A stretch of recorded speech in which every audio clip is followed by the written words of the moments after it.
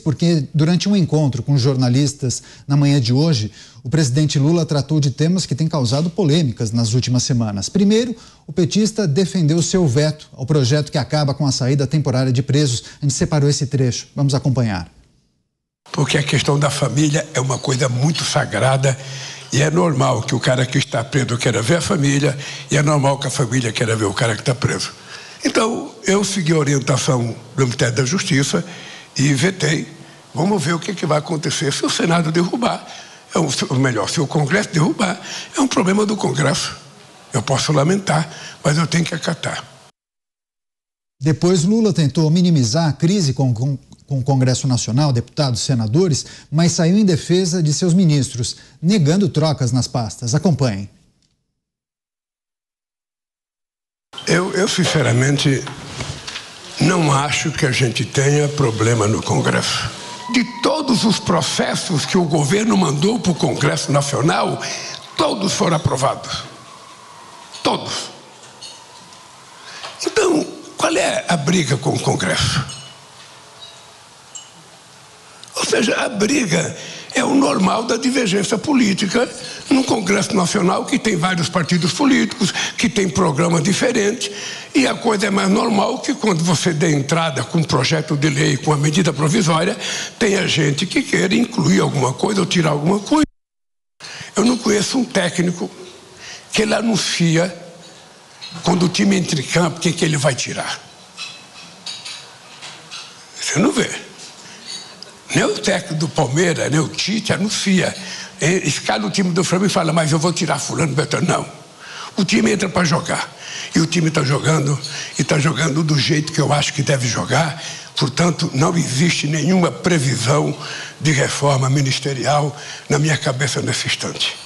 Aí, encontro do presidente Lula com jornalistas, um presidente com poucos sorrisos. Vamos chamar o José Maria Trindade. Zé, temos dois aspectos para tratar diante dessas falas do presidente que a produção separou. Primeiro, a justificativa dele para o veto da saidinha de presos, aquele projeto que limita ou acaba com o dispositivo, e depois ele tratou sobre crise entre Executivo e Congresso. Vamos separar, fazer o primeiro giro em relação ao que ele disse sobre o veto. Ele falou que é uma questão de humanidade, que é preciso permitir uma pessoa que comete um crime não hediondo que tenha um encontro com a família, porque, segundo ele, é uma questão de humanidade. Mas ele no final disse, bom, mas se derrubarem o veto, eu vou lamentar, porque é preciso trazer para a audiência. Principalmente ele dizendo, vou lamentar, mas vou aceitar, porque também não tem absolutamente nada a fazer a não ser aceitar.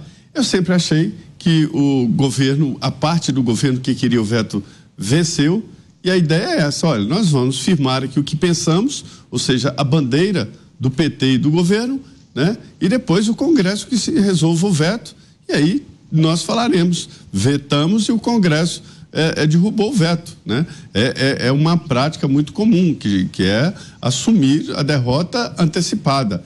E é isso que faz o presidente. Vou lamentar, mas essa é a posição do governo, é a posição majoritária do governo. Porque antes de assinar o veto parcial, né, que foi um veto apenas numa parte da lei aprovada na Câmara e Senado, o governo ouviu vários setores.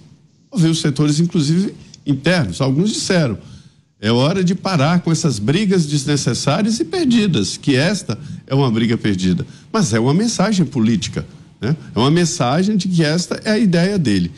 E eu acho que todo ser humano deve, quase todos, alguns não ligam, né?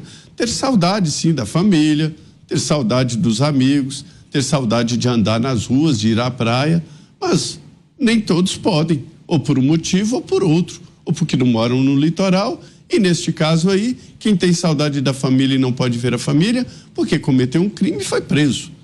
E para mim, é preciso sim dividir os presídios por crime, né?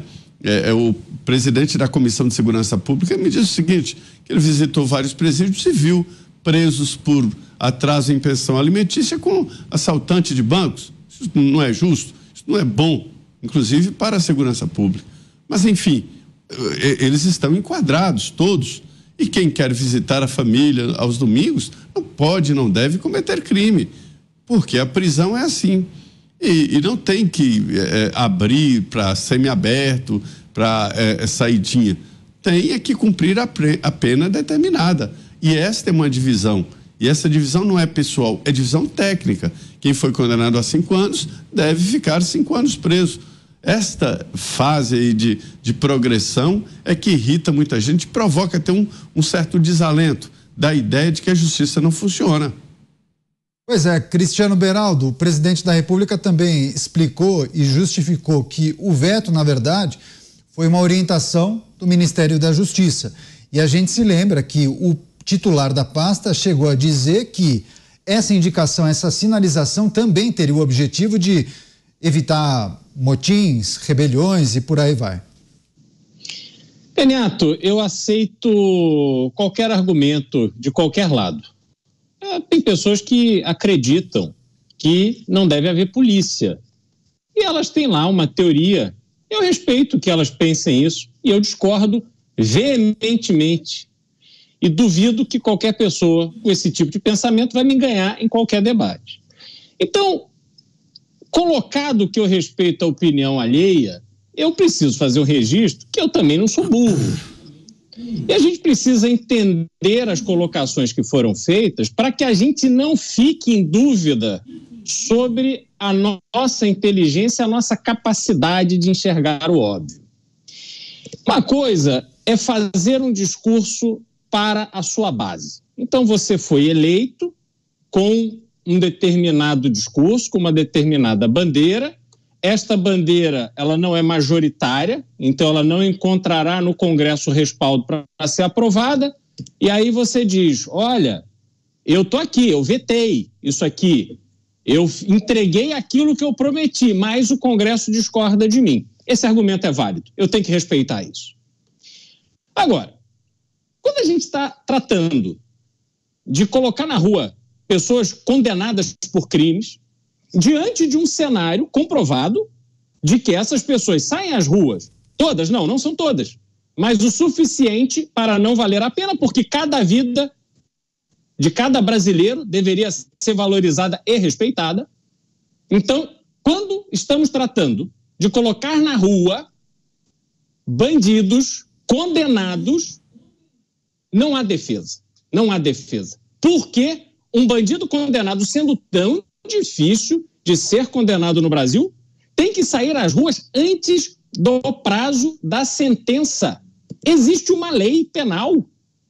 A lei penal prevê um prazo em que aquele indivíduo criminoso deve cumprir pena para que ele aprenda com o seu erro, para que ele entenda que não vale a pena cometer crime. É claro que a prisão hoje não é aquilo que deveria ser, mas essa é uma outra discussão. Então vamos lá. Primeiro, eu faço o discurso de que não, veja bem, tem que ter uma visão humana com bandido. Como é que você vai ter visão humana com bandido? Ele foi pego cometendo um crime, ele foi processado, ele foi condenado. Está na lei, você não está sendo desumano, você está cumprindo a lei. E aí, em conflito com isso, eu uso o argumento de que, olha, se acabarmos com a saidinha, vai haver rebelião. Então, assim, se eu estou fazendo um discurso para a minha base, esse discurso é um discurso que só agrada bandido e família de bandido. Só isso. Não tem outra pessoa na sociedade brasileira que ache bonito conviver com alguém que está cumprindo pena por um crime cometido diante da realidade que nós estamos vendo, que a saidinha não serve para nada, a não ser matar gente, cometer assaltos, estupros e por aí vai. Mota, então, não dá. Desculpa, perdão, pode concluir, me perdoe. Não dá para combinar esses argumentos, e é isso que me deixa irritado, porque aí eu sinto que estão desafiando a minha inteligência. Pois é, a explicação do presidente da República para esse veto, um trecho muito importante do projeto que acaba com as saidinhas de presos. O presidente falou em humanidade, Mota, permitir que o detento se reúna com a família em alguns momentos do ano. O que é preciso considerar nessa justificativa dele, que ainda complementou dizendo que vai lamentar caso o Congresso derrube esse dispositivo, que muito provavelmente é o que vai acontecer, né? Humanidade é uma coisa importante. Eu sugiro a quem acha que humanidade é uma coisa importante que tente aí, pelo menos uma pequena percentagem dos 40 mil velórios que acontecem todos os anos dos brasileiros que são assassinados. São crianças, são idosos, mulheres grávidas, trabalhadores, pais, mães. 40 mil enterros, 40 mil covas, 40 mil famílias chorando. Eu tenho muito pouco a falar depois que o Cristiano Beraldo falou, porque ele cobriu praticamente tudo. Eu só queria lembrar que essa hipocrisia baseada em ideologia, dessa turma progressista, nunca resiste ao teste da realidade. Vou lembrar de novo da história do deputado radical aqui do Rio de Janeiro, que hoje é presidente de uma empresa estatal, que tem um vídeo dele na internet, dando uma palestra numa universidade, dizendo: prender para quê? A prisão não serve para nada. A pessoa sai da prisão pior do que entrou. Isso na palestra na universidade. Anda alguns anos para frente, uma política do seu partido foi vítima de um crime terrível. Dessa vez, ele sendo entrevistado diz: isso não vai ficar assim. Queremos uma punição rigorosa. É preciso botar o deputado do segundo vídeo para falar com o deputado do primeiro vídeo. Quem sabe assim o Brasil anda para frente. Pois é, agora a segunda parte do vídeo que a gente exibiu, Zé Maria, o presidente Lula respondeu a questionamento de jornalistas falando sobre a suposta crise entre Executivo e Congresso Nacional, e Lula, político experiente, disse que não há crise, há divergências normais, coisas que acontecem em um ambiente que tem tantos partidos, tantas lideranças e interesses diferentes. É isso mesmo, Zé? Não tem crise, tem rusgas. Não há crise, né? A crise é quando a institucionalidade está sendo ameaçada, é quando a situação parte para a agressão pessoal. Houve um início de crise ali quando o presidente da Câmara chamou o ministro de Relações Institucionais de desafeto pessoal. Eu não sei se afeto ou desafeto pessoal pode interferir em relações como deveriam ser as relações republicanas, né? Mas enfim, crise entre poderes mesmo não há. O que há é essas cotoveladas normais que sempre existiram, que é uma acomodação, que não é exatamente uma crise. Veja bem, a política é assim, os deputados estão ali defendendo interesses, cada um deles tem o seu mundo, seu interesse. Alguns republicanos, né? Eu conheço vários deputados a maioria, né? Que são eleitos para defender causas, doenças raras, enfim, a agricultura, segurança pública. Cada um tem o seu motivo de estar ali no Congresso Nacional. Então, esses interesses que são negociados na política para um bem comum. O que eu acho estranho é que a fala do presidente Lula não combina com as ações dele no governo e com as ações do governo. Se ele realmente acredita nisso, ele tinha que tratar o Congresso diferente. Porque, veja bem, o que nós falamos aqui é a novidade. É que o Congresso não será mais regido por liberação de emendas parlamentares, não precisa. Existe cronograma de liberação de emendas impositivas e os deputados têm 55 bilhões de reais a serem liberados, ou seja, os deputados e senadores estão com tudo, senadores um pouco mais do que os deputados. Então, assim, o difícil é combinar a fala com o real pensamento de como deve ser a relação do Congresso com o Palácio do Planalto. Isso mudou. O convencimento tem que ser agora técnico, tem que convencer o deputado a votar e não mais aquela pressão de liberar emendas ou mesmo a pressão partidária. Até dos partidos, os deputados estão independentes.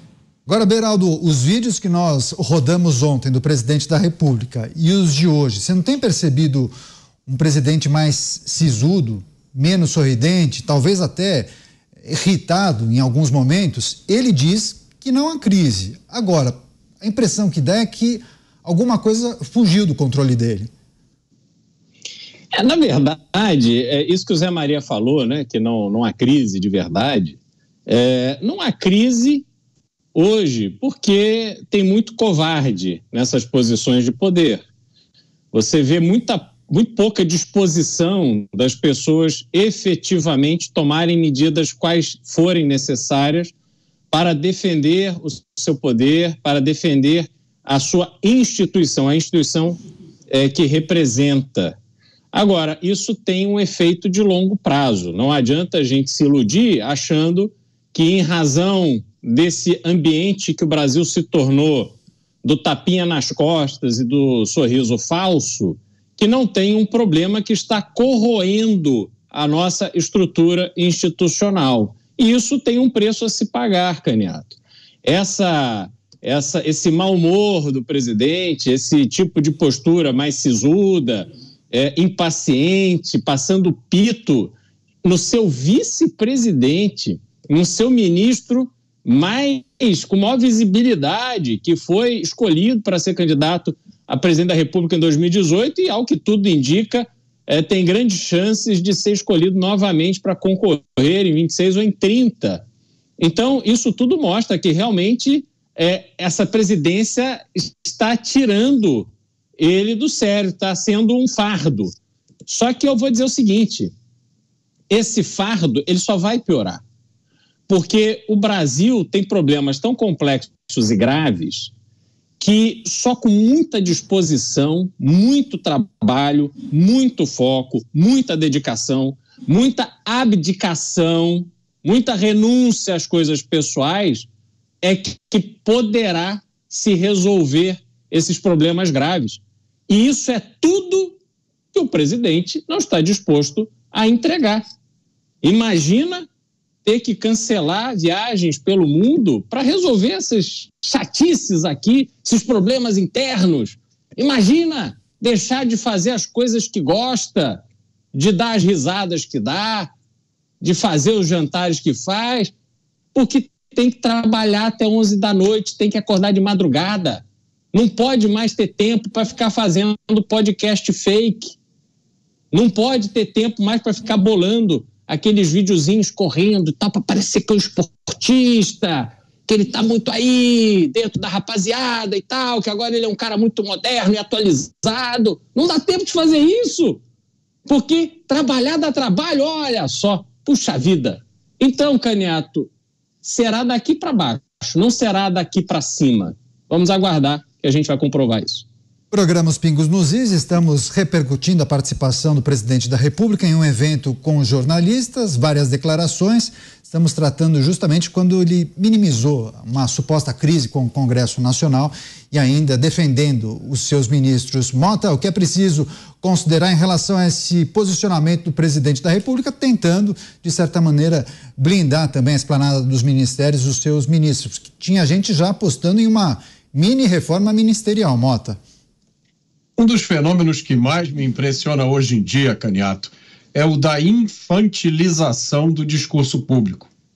É como esses políticos falam com a gente, como se a gente tivesse 5 anos de idade, ou como se nós todos fôssemos um bando de idiotas. É uma técnica que funcionava muito bem lá pela década de 1980, quando existiam 3 jornais, 2 cadeias de televisão, não existia internet, muito menos rede social, e a gente era obrigado a acreditar em tudo que eles diziam. Como eles vivem em bolhas, cercados de puxa-sacos, essas autoridades provavelmente acham que essa técnica está funcionando, que está tudo dando certo. Até o dia em que, por uma razão ou por outra, eles tiverem a oportunidade de ter um contato direto com o povo. Eu sempre sugiro o teste da Avenida Paulista.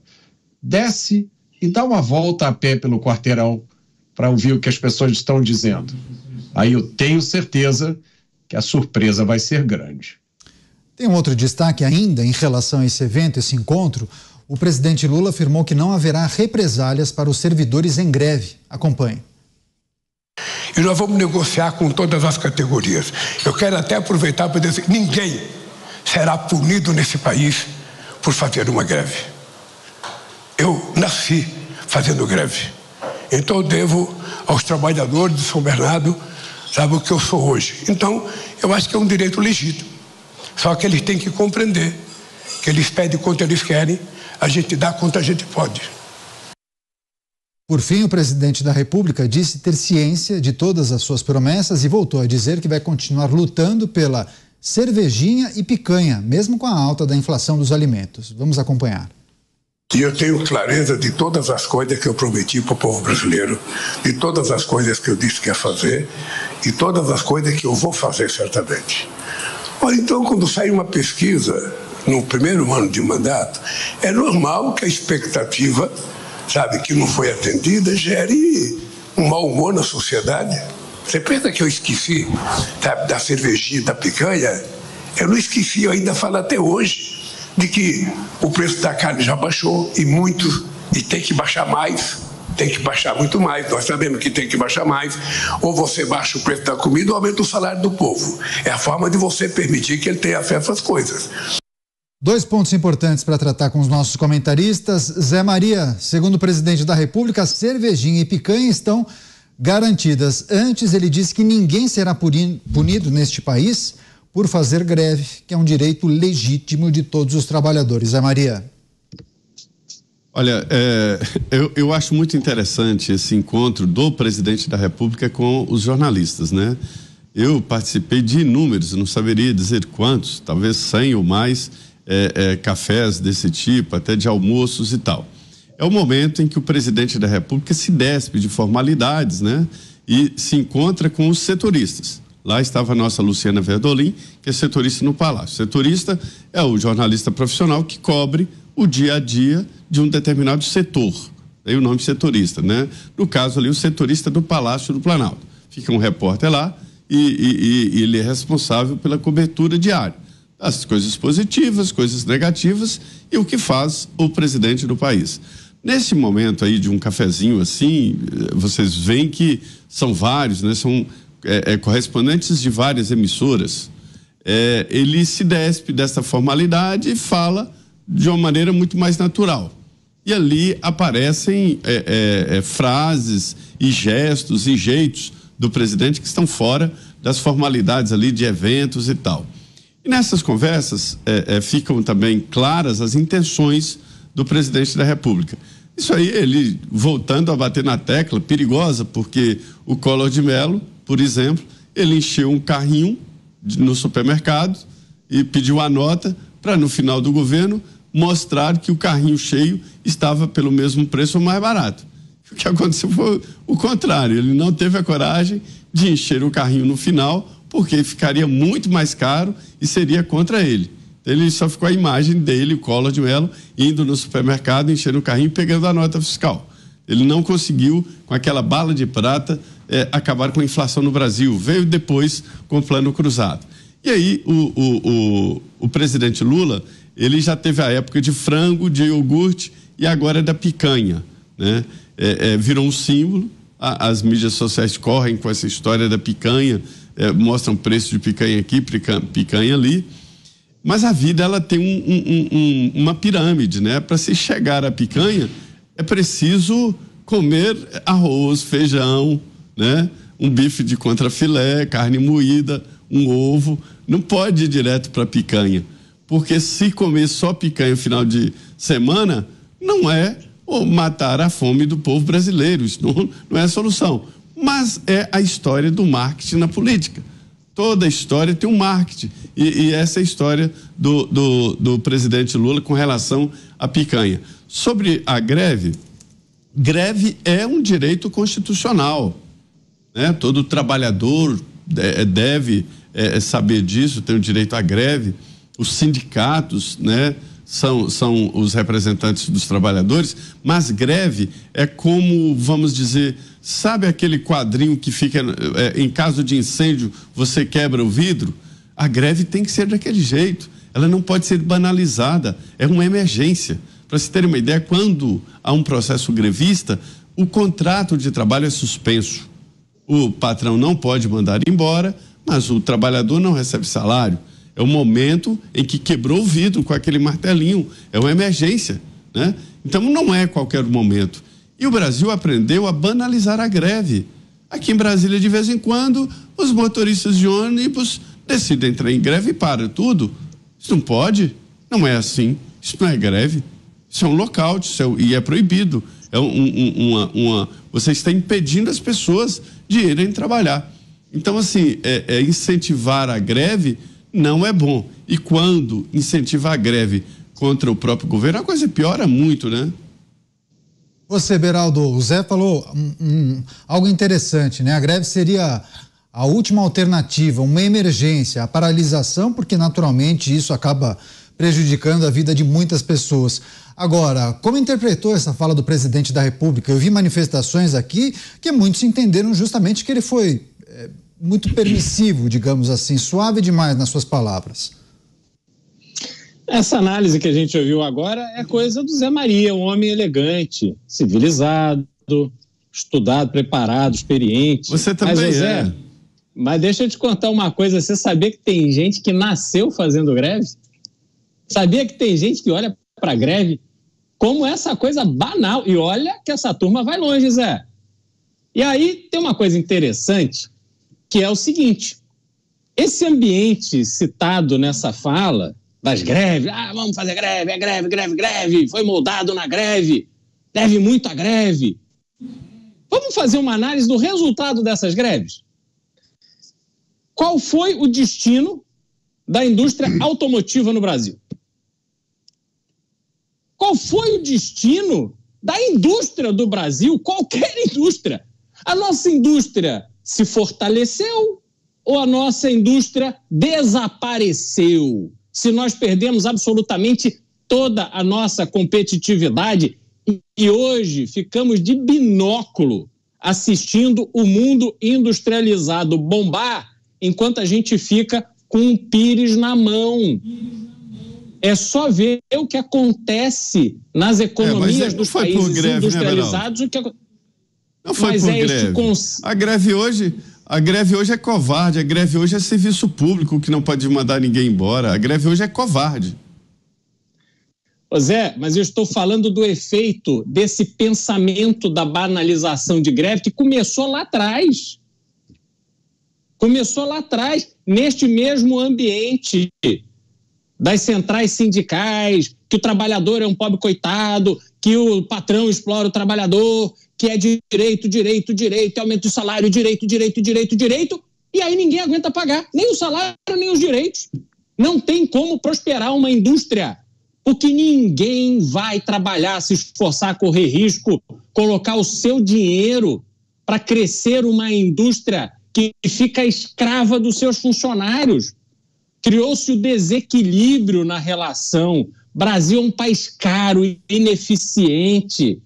É por isso que a gente não consegue ver a nossa economia avançar. Me explica, um país com mais de 200 milhões de pessoas, com 7 mil quilômetros de costa, nós poderíamos estar exportando a rodo todos os produtos industrializados, poderíamos ser a China das Américas, mas não somos. Nós somos o que há de pior, porque somos atrasados, somos medíocres na nossa visão. Nós somos um país que ensinou a sua sociedade a se acostumar com pouco, a viver com pires na mão, a dar um sorrisinho quando ganha exatamente a cervejinha e a picanha, que é nada.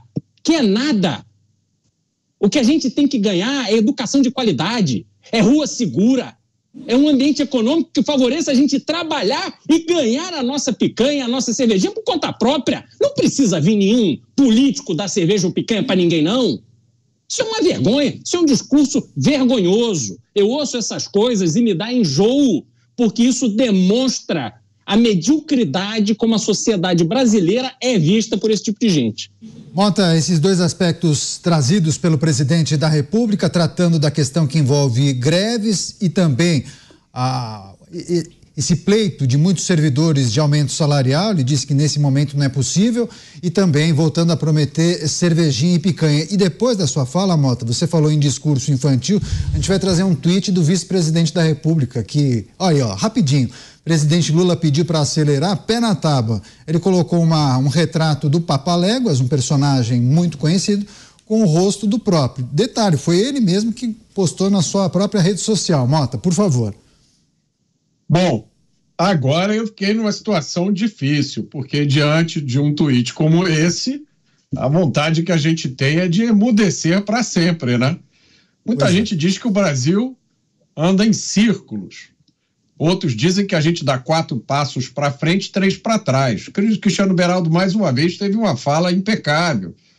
Antes da década de 80, a Coreia tinha uma produtividade do trabalhador menor do que a do Brasil.